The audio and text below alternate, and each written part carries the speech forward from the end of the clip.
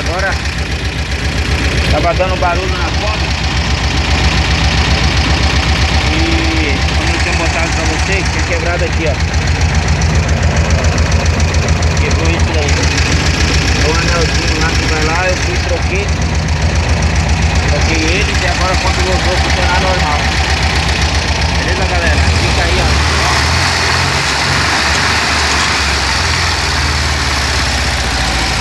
Tá virando mais, hein? Valeu, um abraço aí pra todo mundo. Quebrou, você mesmo conserta, pai. Não precisa ficar pagando pau pra mecânico, não.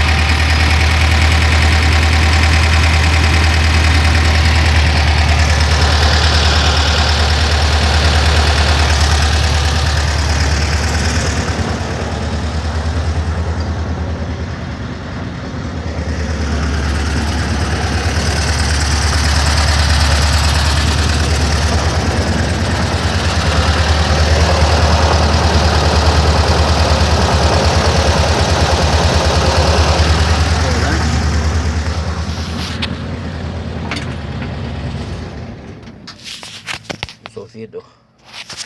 Quebrou, você mesmo conserta. Não precisa ficar pagando pau pra mecânico, não. Mecânico que acha que é engenheiro aí, não é porra nenhuma.